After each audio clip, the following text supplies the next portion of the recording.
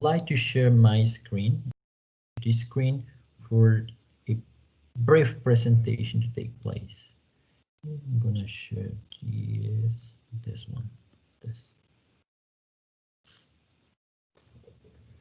Okay, well, previously we have studied cognitive constructivism. We checked Piaget and how learners are actually active and they construct, their information they got by means of interaction with the environment.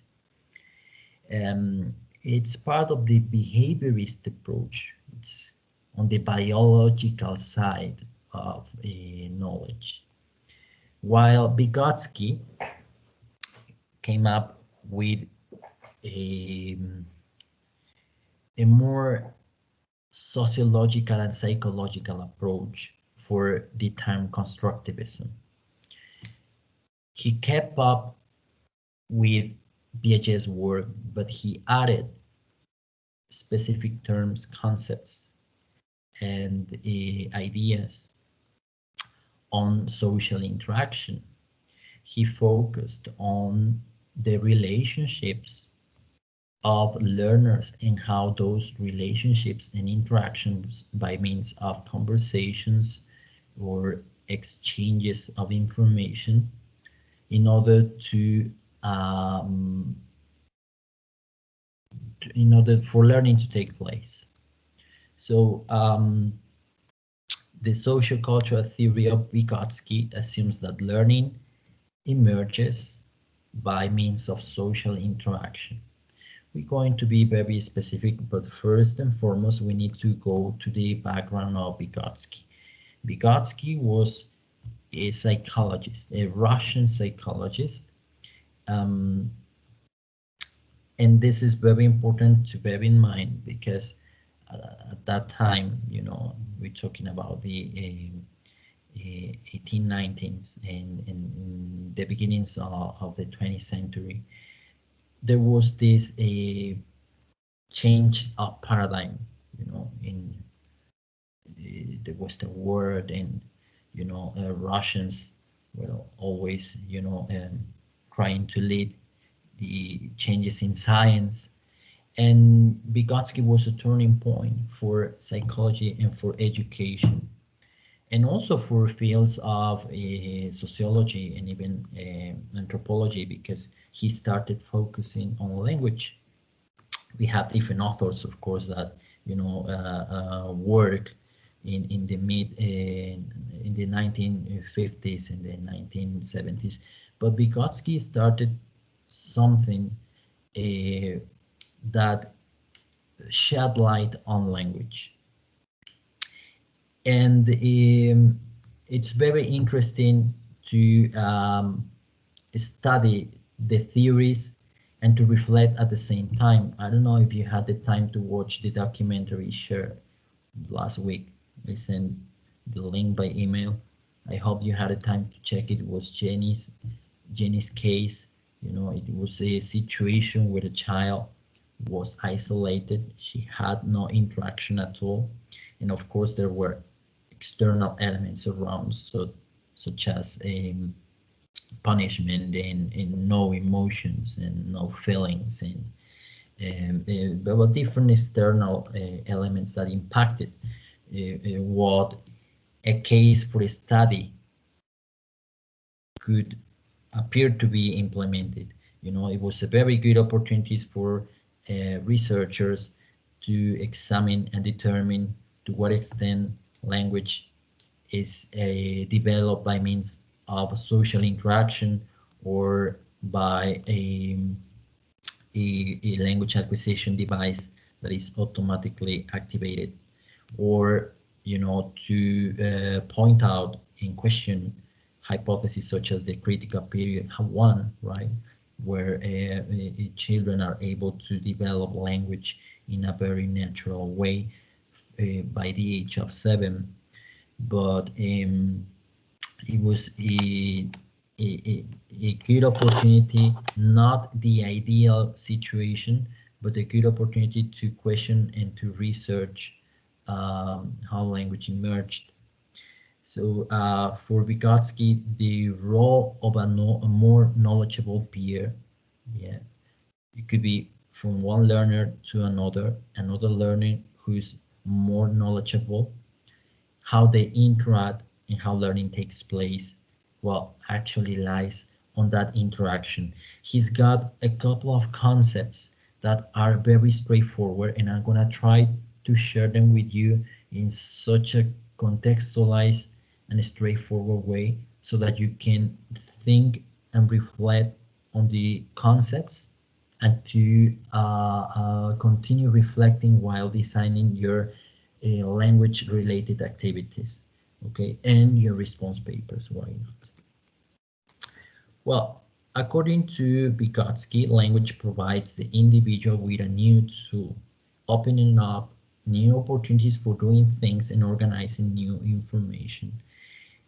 He focused on the importance of language, okay.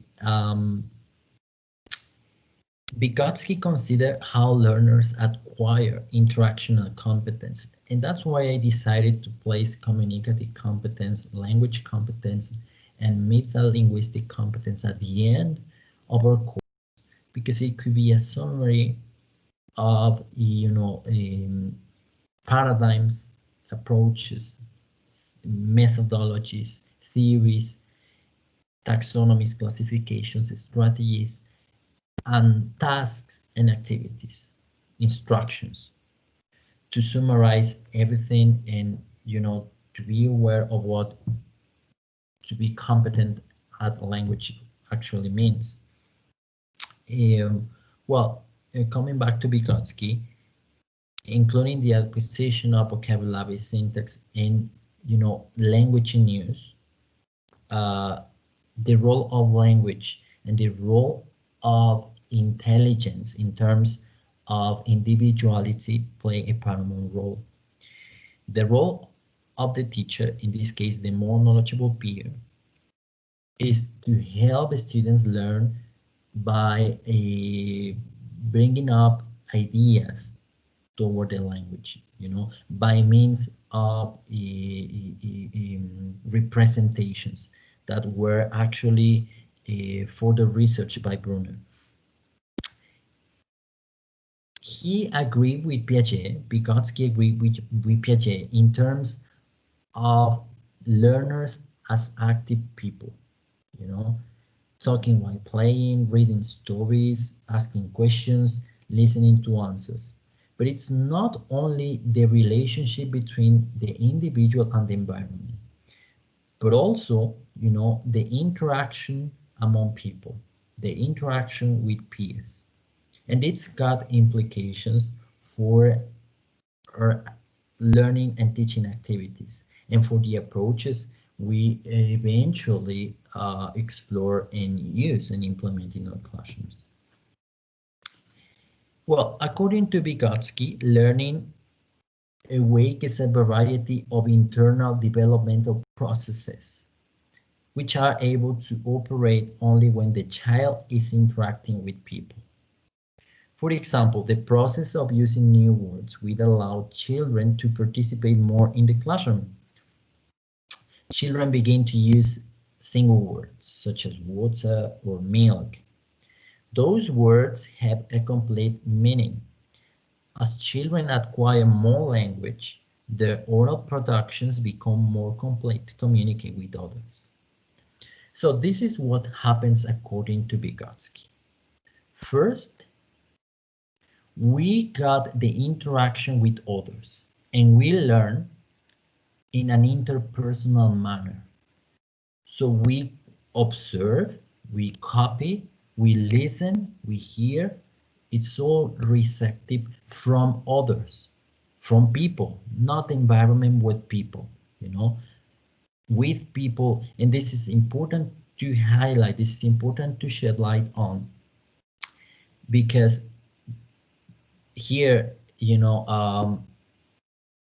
we can reflect on how language might shape the way we think. Okay, remember the video we watched? Well, okay, now it's a moment to reflect and to merge theory you know, to come up with conclusions. If we start thinking from others, we can actually state that culture has an impact on learning processes, cognitive processes, and on language. And for Vygotsky, those implications for language were really insightful, were paramount for creating this theory. Because after we learn from this interpersonal approach, we go from the intrapersonal, and this is called internalization.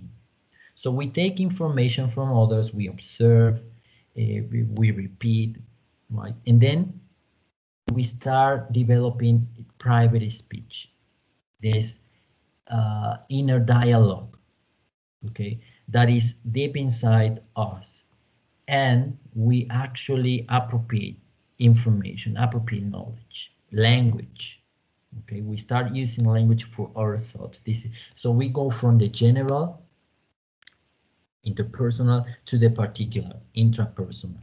And this is a process called internalization. This private speech, this inner dialogue we have, it's usually identified by utterance, you know, by oral production, whether crying, smiling, body language. Could be, well, of course, utterance has to do with sounds, yeah, but it could also be represented by a by movement. Um, if you have observed children, you might figure out that, you know, they talk to themselves while playing. They organize their games. They organize their thoughts while they are playing. This is what is called private speech by Vygotsky. Of course, as they get older, they are able to discriminate between inner speech and social interaction, you know, but actually it continues to be present. Just take a look at an example. Right now I'm presenting, we're sharing slides, we're talking about this Vygotsky's theory, and you might be, you know, having a dialogue in your mind, trying to understand this, but your mind speaking, you know, you have this dialogue there. It doesn't come out, of course, because it's private, and because you now discriminate the social environment and your inner speech, but it plays an important role in regulating emotions, controlling behavior, and structuring ideas and thoughts. So it keeps on working. Here you have a representation of internalization. Let's state that Vygotsky related to Piaget's ideas of assimilation and accommodation, but he thought not only on that process as transfer and as a direct approach of memorizing words and learning them by heart and focusing on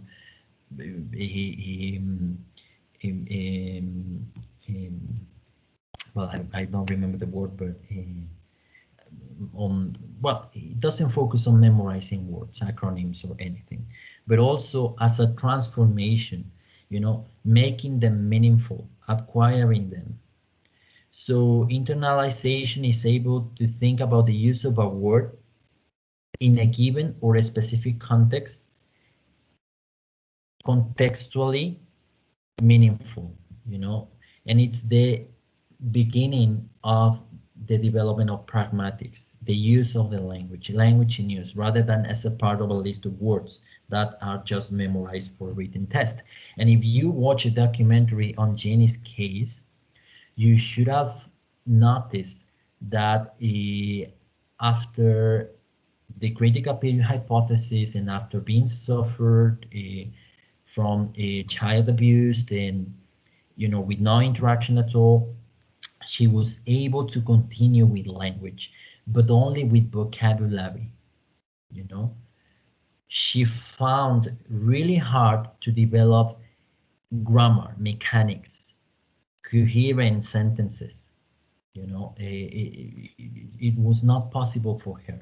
She developed her own language, and actually researchers stated that there was a new language for her, that it was Jenny's language. There was a dictionary for her.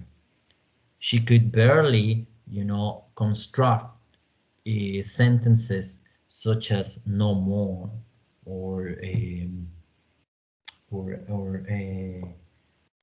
well, I can't remember very well, but you know, they were related to the environment. It's very interesting because this is close related to different language acquisition theories, and of course to the authorities regarding language in learning development, such as Piaget, Vygostky, Bruner, and even Krashen. Um, she couldn't continue working on grammar, so to a certain extent, the critical period hypothesis was, you know, still there, working on the emerging ideas and different approaches for language learning and acquisition. So it was also explored the fact that interaction plays a paramount role for language development. You know, emotions, affection, feelings, and well, almost a spiritual connection between um, groups of society, culture. Okay. Um, Well, individuals will learn through social interaction. Okay, learning takes place by interacting with others and eventually internalizing the use of language. Hence the importance of language for Vygotsky's theory.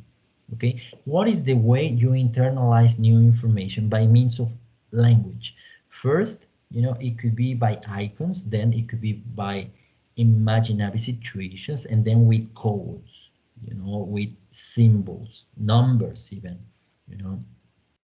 So internalized language is that language available to a person to use without having to go through the step of mentally translating. So here we have another implication for what we have studied so far in the course: language learning and language acquisition, foreign language and second language. Eventually, we have to deconstruct everything we have read, because for next week we're going to check Krashen's theory of language acquisition and how we may create a different perspective for language acquisition according to his hypothesis. Well, regarding this you know, internalization process, Cameron, who's a scholar focused on a language development by young learners, came up with a couple of examples. You know, and one of them is a child learning to feed herself, and then using a fork and a spoon. You know, it's a very famous example. You know, how to assimilate, accommodate, and then internalize.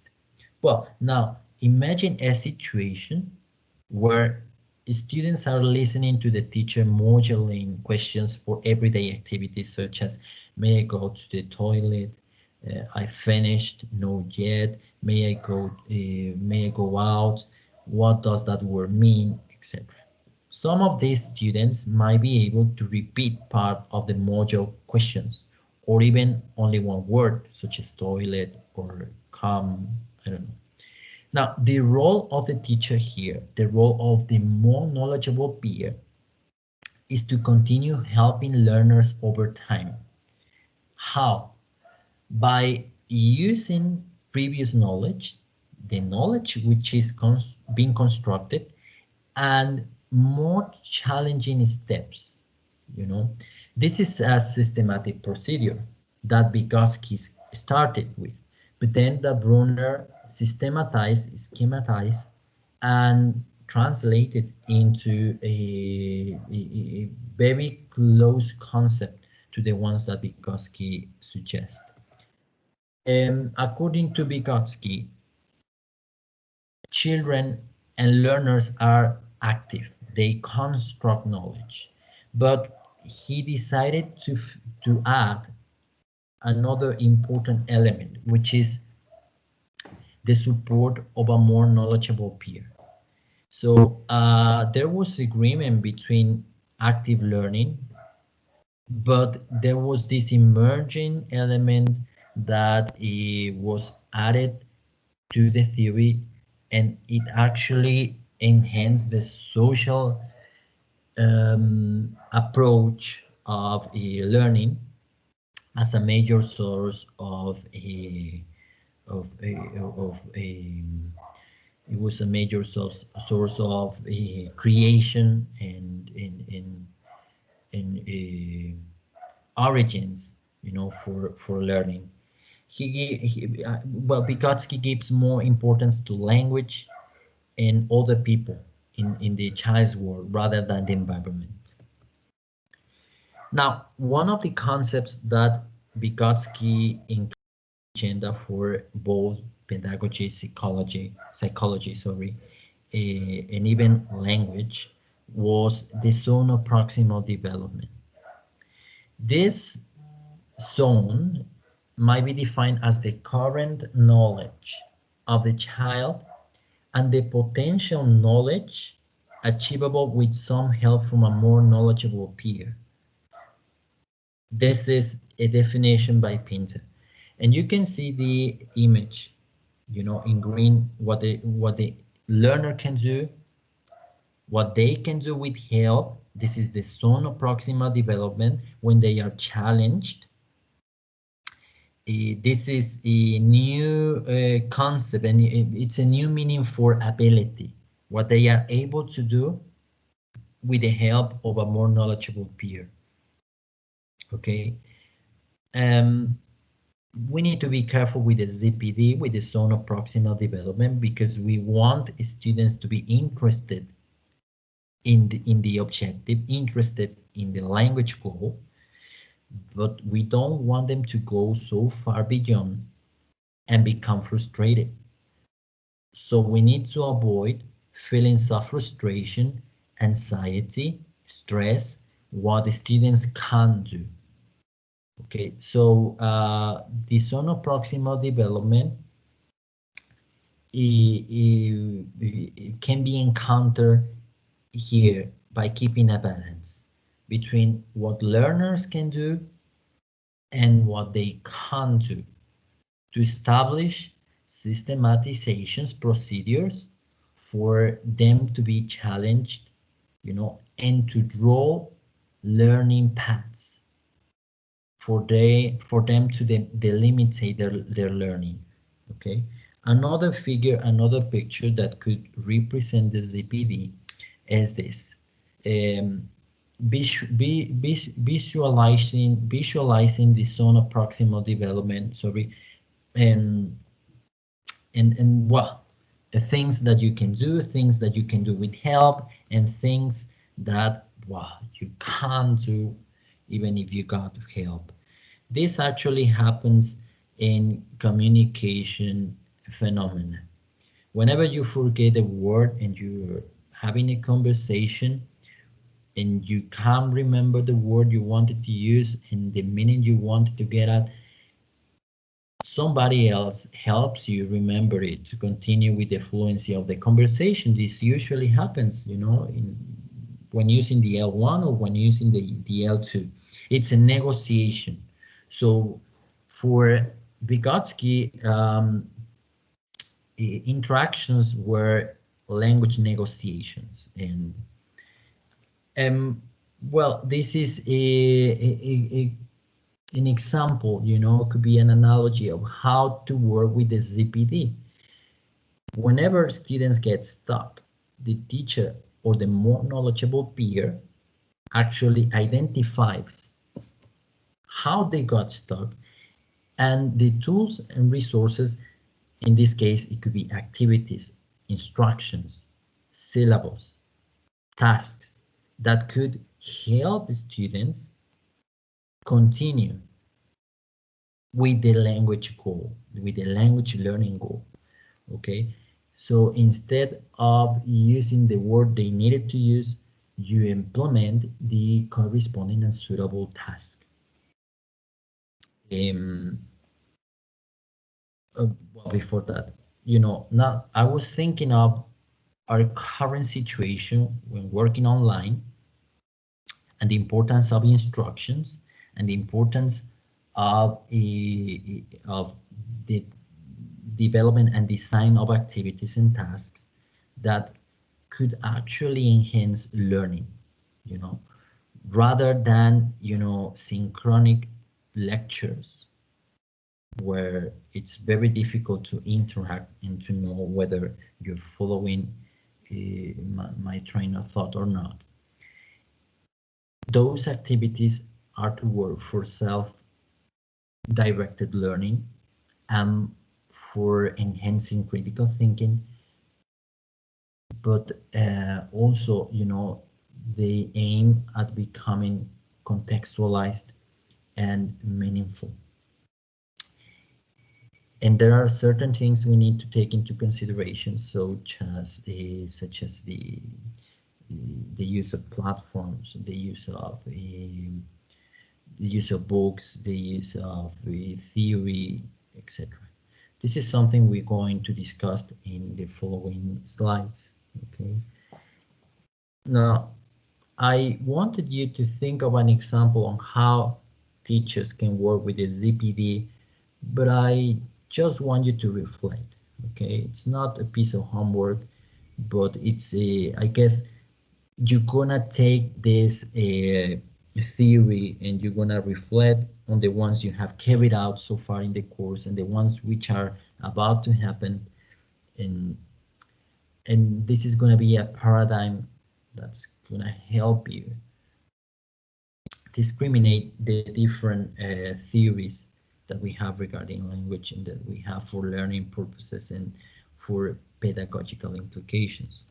Okay, so this activity is just for you to be introduced and implemented in your tasks. Now, do you have any questions about Vygotsky's so far? Vygotsky's theory for for learning? You there, guys? No? Yeah, you're there. Well, no questions so far. Okay. Thank you. Thank you for your answer. Well, okay. No questions. Now, then let's continue. Okay. Let's continue with a different theory, which is Bruner's. It's a sociocultural theory. Okay. For Bruner, who was an American psychologist, you know, more psychology rather than biology, um, was focused on perception, memory, cognition, development, and he added a couple of elements for Vygotsky's theory, such as the role of routines. Routines that help learners feel secure, self-confident, and comfortable with language learning goals. Those routines can be implemented in your classroom regardless of the age of the students and regardless of the context and the external factors that might affect language learning or language acquisition. These routines actually take a paramount role when implementing instructional strategies such as scaffolding. Scaffolding, you know, it's a new version of the ZPD. Scaffolding is more systematic. Scaffolding is a strategy that emerge from the constraints that the students face when learning. And it's systematically designed, you know, in a task, in a unit, in a syllabus design, in the curriculum design as well, so that you can cover the potential constraints that learners face. Let's check a couple of information from Bruner's theory. According to him, all children are natural born individuals with a lot of curiosity. Okay, they are eager to learn.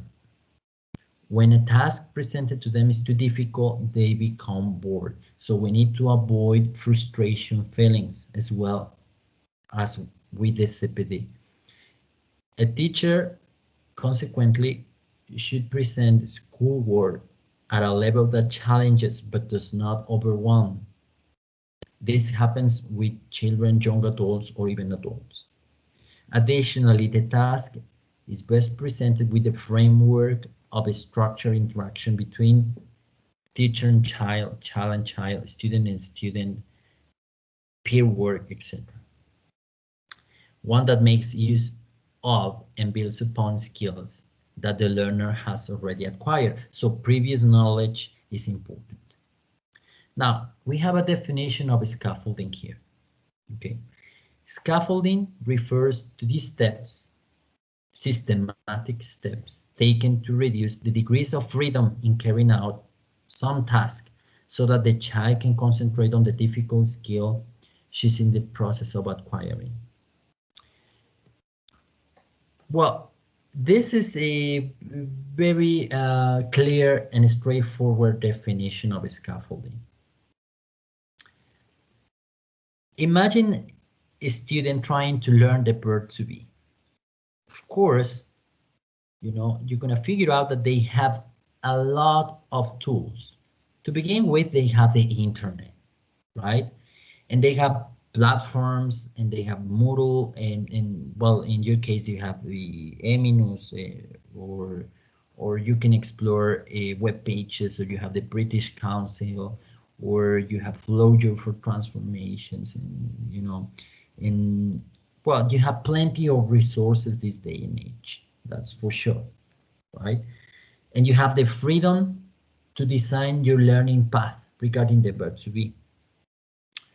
But of course, you know, if you're a novice student, yeah, and you want to learn language in this context, in the Mexican agenda, you might lack information regarding theories, methodologies, approaches, instruction, activities, tasks, interaction.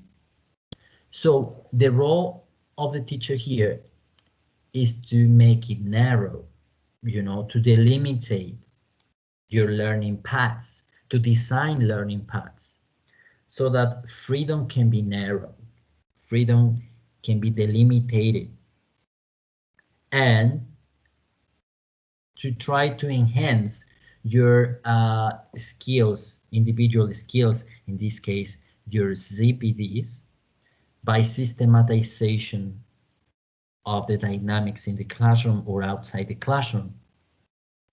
So this systematization is to design scaffolded tasks, okay? Instead of going to internet to learn the verb to be and using, you know, these mobile applications such as Duolingo, well, you implement a program where Duolingo is a complement of the explanation and the practice and the interaction. So this is the role of teachers, you know, to scaffold and to design scaffolded tasks. Oh, shoot. Here you have a definition by Pins. Scaffolding is essentially an instructional strategy which ensures that the child can gain confidence and take control of the of the task or parts of the task as soon as he or she is willing and able to. So here we have another element which is very important, instructional, okay, instructional strategy. When help is provided in a systematic fashion, it is often referred to as scaffolding. Those frameworks, you know, those systematic procedures facilitate learning by limiting the learner's choices and the information which is around. Okay. This instructional strategy could also be shaped by studying Bloom's taxonomy of higher order thinking skills and lower order thinking skills. It's not the same to design a task, to be carried out online or face to face, in which you state specific verbs such as to create a Padlet, or to compare in a chart, or to evaluate your mate's paper, or to identify. So using those different verbs, which are part of the taxonomy of Bloom, actually it actually aims at scaffolding learning, because they follow certain and specific goals, critical thinking goals, and language goals. It could also work for designing, scoring rubrics for evaluation. Okay, so verbs and instructional strategies for scaffolding work for formative evaluation, for your implementations in the classroom, okay, and for designing tasks and activities. Of course, you're going to be affected and you're going to be influenced by a paradigm regarding language acquisition theories, by a methodology, whether the communicative one or the grammar translation method or the audiolingual, by an approach, whether the total physical response or multiple intelligences, or storytelling, or a content-based instruction, by the learner variables, by the teacher variables, by the context, by these external factors, by the book you follow at the school, etc. So that, in the end, you come up with all these ideas to design your tasks. And then it's the moment when a Bloom's taxonomy might be really relevant for you, okay? To provide with teaching activities, but also to reflect on your learning activities. Wow, okay, let's continue. We're about to finish. An example of scaffolding. Wow. An example of scaffolding could be really straightforward, okay? Just think of yourself. You need to carry out research at the end of your studies at the BA. Now, you're going to be novice researchers, and you need an advisor. Whenever you do research at a school for an undergraduate degree or postgraduate degree, you need an advisor.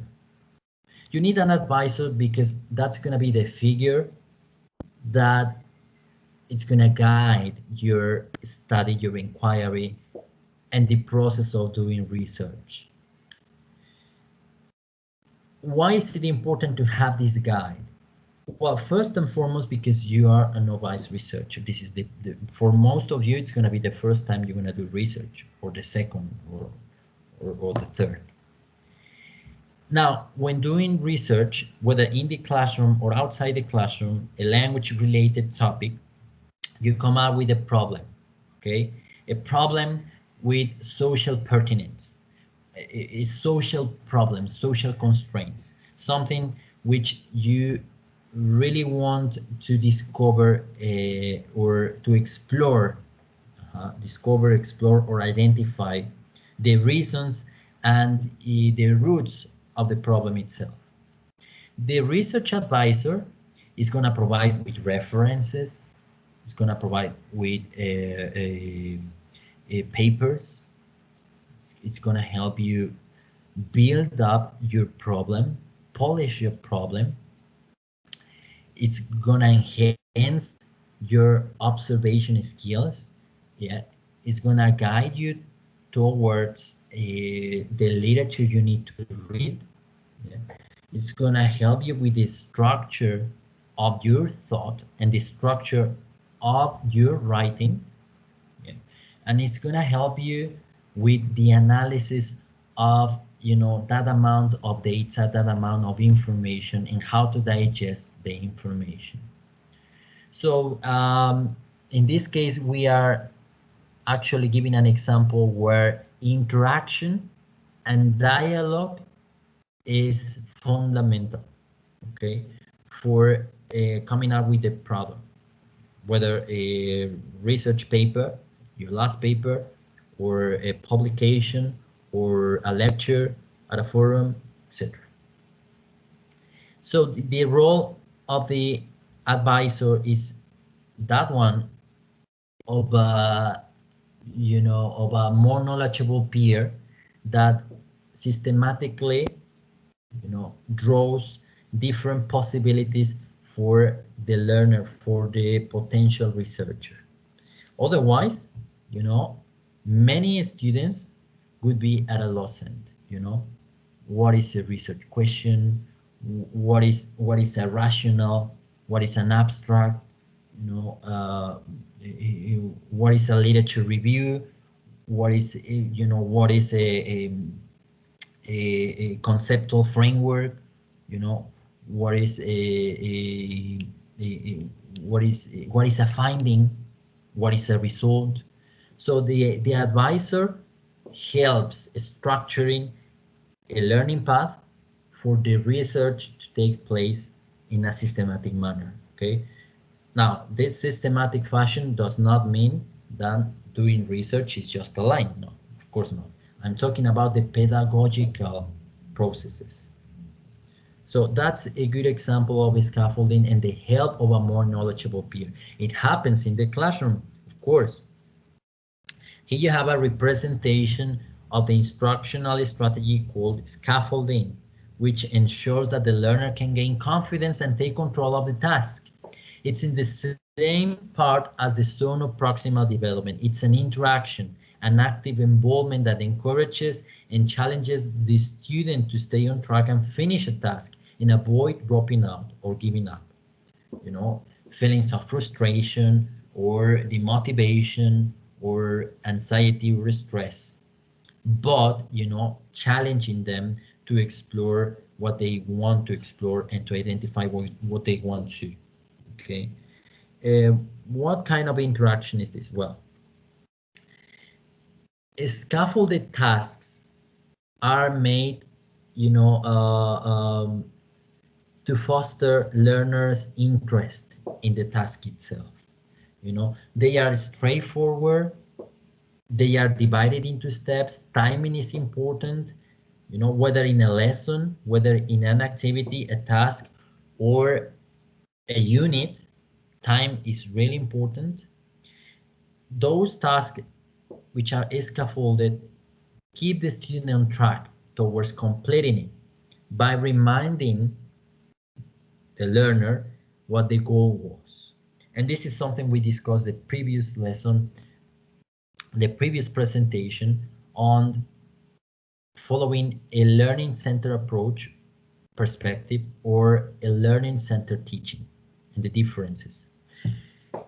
Well, they also point out what was important to do or showed the student other ways of doing parts of the task, which is something related to noticing, which are about to be presented. They are controlled, you know, and they monitor students' frustration during the task. They show an idealized version of the task, always focusing and shedding light on the language goal. For Bruner, language is the most important tool for cognitive growth. He investigated how adults use language to mediate the world for children and help them to solve problems. So language in the classroom might have implications for the use of L1 and the use of L2. and also for deconstructed language acquisition concepts. Helping students attend to what is important, focusing on language as language. This is a noticing strategy that Schmidt suggested, Bridges and Rogers, David Noonan. Teachers can help learners to attend to what is important, to adopt useful strategies, and remember the whole task and goals by suggesting, praising, the significant, the meaningful things, providing focusing activities, encouraging rehearsal, drills, repetitions, being explicit about organization, instructions, reminding, modeling, providing part and whole activities. Some suggestions. Now, according to Bruner, here you have Vygostky, Bruner, and the importance of language. According to Bruner, children acquire a way of representing recurrent commonalities, similarities, regularities in their environment and while interacting.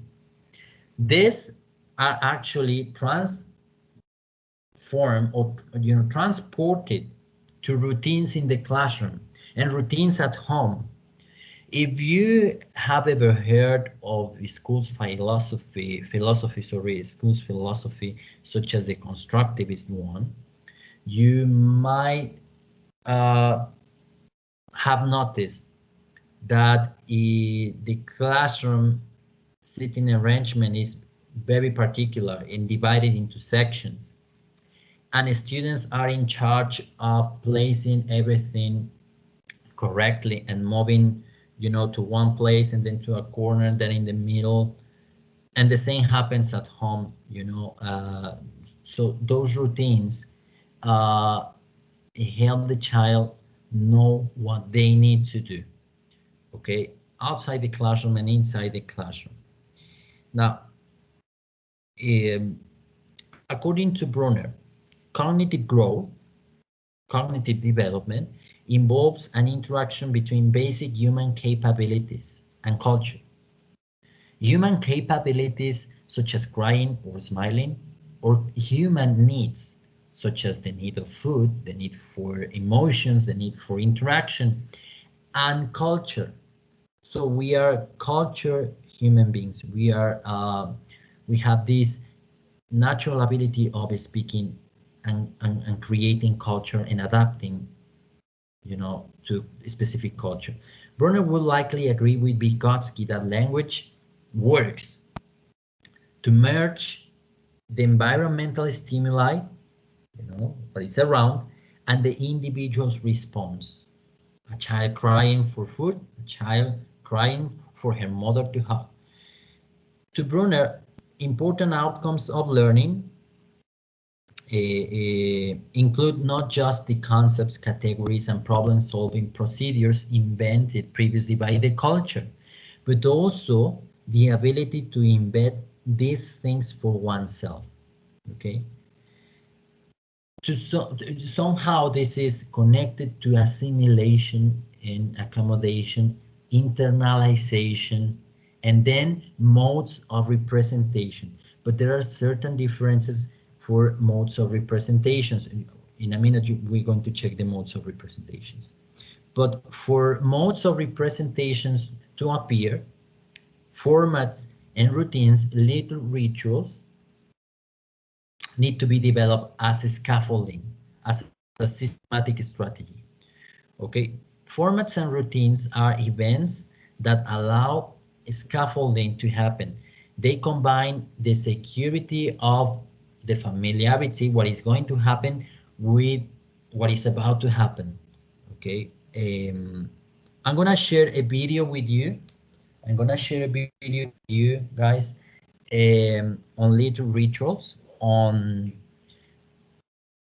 routines in the classroom that could be useful for you to take into consideration whether you experience such routines or you will be able to reflect on them from now on, or if you plan to be teachers, you could implement some of them in your classroom. And more importantly, to figure out the benefits of those routines in terms of scaffolding tasks.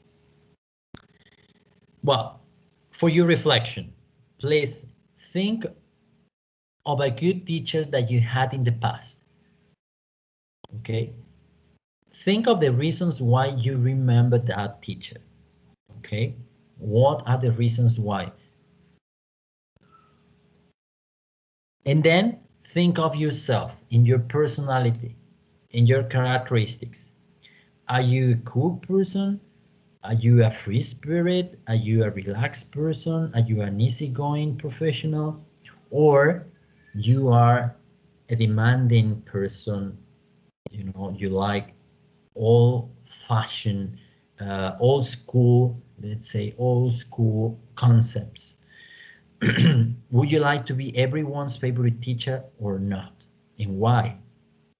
And would you like your students to take a look at you as a model? Why or why not? Okay. And finally, after watching the video I'm about to share, this is the video, by the way, I'm going to share it by the chat after the presentation. After watching this video on routines, respond to this statement. It is important for teachers and students to follow routines in the classroom. Okay? Yes or no, and why? After watching the video, okay? Now, modes of representations. These modes of representation are very straightforward, okay? In Bruner's work, we can see different stages, okay? They are called modes of representation because they are the way in which information of knowledge can be stored and encoded in memory, rather than neat age-related stages such as Piaget's. The modes of representation are integrated and only loosely sequential as they translate into each other. That is, that they can move forward or backwards, okay? And just check the names of the representation. Inactive, from 0 to 1. Observe babies. Take a look at them, okay? They start, you know, stimulating and working on sounds. Iconic, the imaginary situations from 1 to 6. And then from 7 and on, you know, we could think of the critical period hypothesis, and it already passed. And then symbols, language representations, codes, and even numbers, you know, are the way knowledge is represented. This is language based. Now let's check each in detail. Inactive representation involves encoding action-based information and saving it in our memory.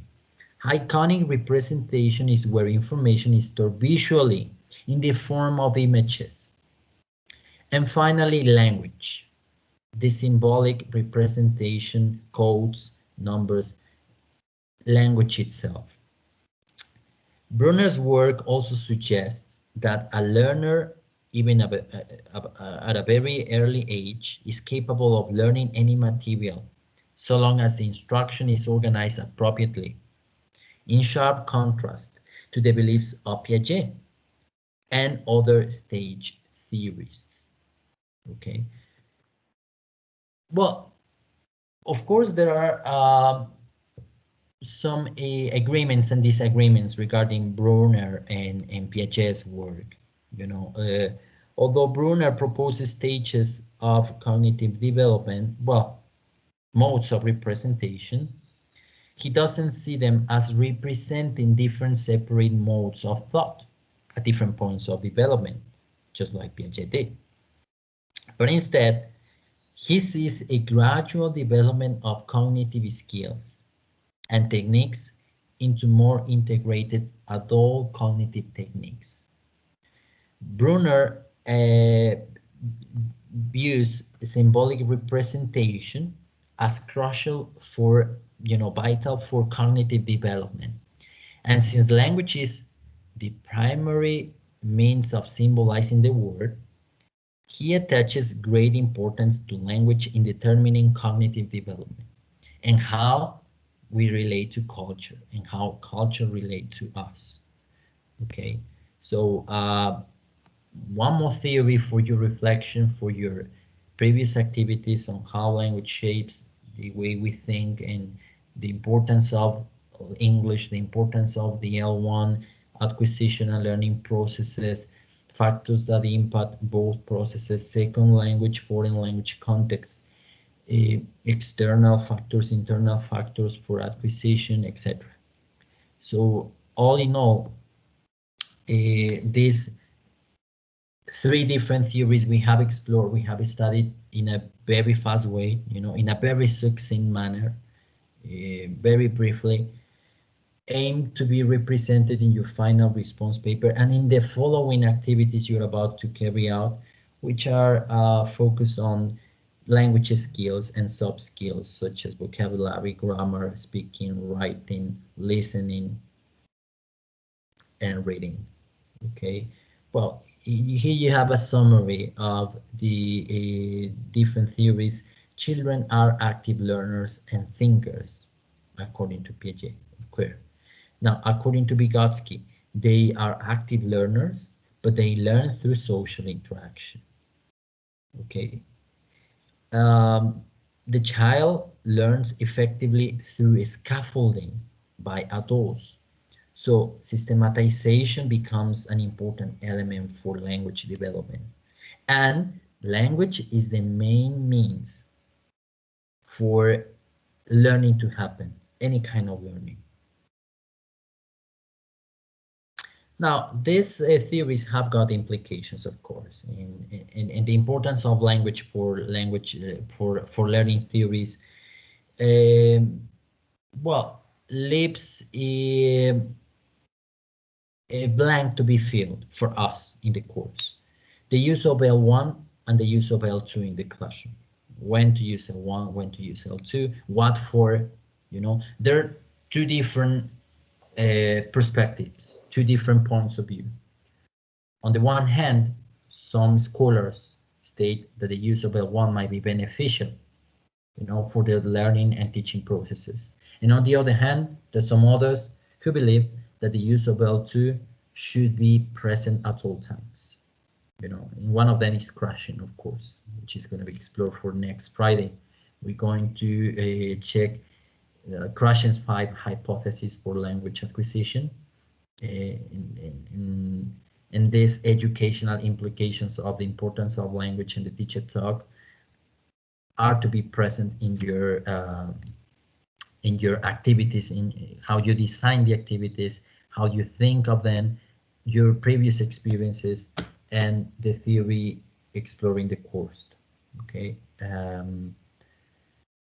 Well, the references are here, Pinter and Cameron. Well, Cameron, I forgot to place Cameron there, but I'm going to share with you.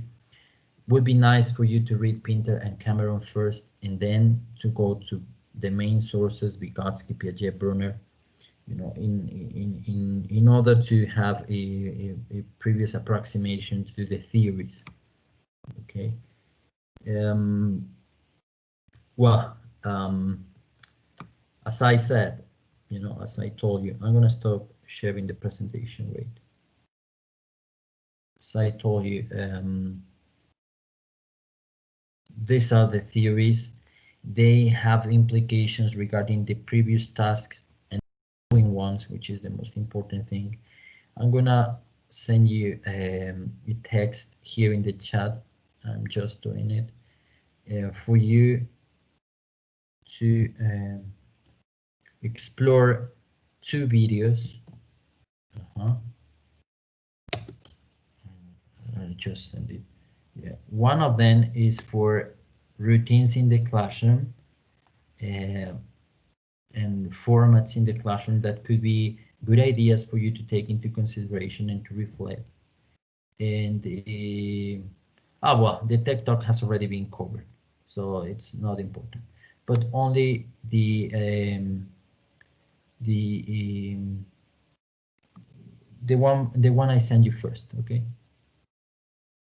Well, I'm gonna send it by email as well. Wait, let me copy that. Now, do you have any questions, please? Do you have any questions or comments or suggestions? It would be nice to hear from you. Okay, I'm looking for the. Ah, here it is. Does anybody have a comment? Does anybody have a question or a contribution, please? I'm here starting with new technology, but hold on. Okay, here it is. Huh. This is the link to formats and routines in the classroom for your reflection. Okay, and remember that for next week you need to carry out your first response paper. It's an academic piece of writing. It's an argumentative essay. The instructions are very clear. You know, the guidelines are there. You should follow them. There is a rubric for evaluation, and if you follow the guidelines and you come up with insightful ideas, I guess we're gonna figure out whether the previous activities work or did not. We're all doing our best, and it's not that we are going to discover the new processes of teaching and learning. That's a lie. It's not going to happen. It's not feasible. But I think reflection, analysis, and evaluation is taking place. Yeah, it is happening. I can see that because I have been exploring all your tasks. It takes time. It's time consuming. It's very difficult. You know, I'm getting older, you know, because of stress and everything. But it's very interesting. You know, it's very interesting. And I think reflection, analysis, and awareness is taking place. It's happening in the process of the course. And that's the important thing. That's one of the goals of the course. Yeah. If we create and construct after the course, well, perfect. It would be brilliant. Yeah. But you know, it's not that I'm quite ambitious. I'm just honest and sensible. Well, I try to, and I think we are doing it well. We're doing a very good job. That's what I believe. Okay, but I would like to listen to you. Yeah. And if you don't have any more questions or you don't want to contribute, well, I would be looking forward to reading your papers. Remember that you need to deliver the papers on Monday at the latest. And on Wednesday, you need to comment politely, of course, and insightfully, if possible, on one classmate's paper. Okay, this is going to be a peer dialogue, and that well, it's likely to enhance interaction and to exchange ideas. It's going to be interesting. Okay, so you're going to be able to read one of your classmates' paper and to comment critically on the ideas. Not language. Don't focus on language. No, don't focus on language. Focused on content. Okay, focus on ideas. Okay, I will be focusing on language and content form and content and the guidelines, but I would like you to concentrate on the content, okay, the ideas from your classmates, so that you can create a dialogue, okay, by means of reading, of course, and a virtual one. But what can we do but to keep up with the reading, right? So no questions, guys? No? Well, teacher. Yeah. So basically, it's just doing the first response paper and commenting one of the classmates' response papers till next Friday? That's correct. That's correct. All right. Thank you very much. So you have plenty of time. Yeah. Well, I guess. Read the instructions carefully. The instructions can be found on Eminus. Okay, it's there. First response paper. It's the activity number 6. It's an academic essay. It's an argumentative essay. It's a response paper. Most of you were in my strategies course. You know what a response paper is all about, and most of you are really competent at writing. So this is a good opportunity for reading and writing literacy people to express, to speak up, and to remember it's 10% of the grade, so it's also important in that aspect. In that sense, it's going to be important for you, but it's going to be more important for checking up your development in the course. That's the most important thing. And then the 10%, well, it's going to be there. You know that, as long as we keep on working in a committed manner. But it's a very good opportunity to express everything you got, okay? And that's why we have a variety of activities and a variety of outcomes as a result for the dynamics of the course. Well, thank you very much.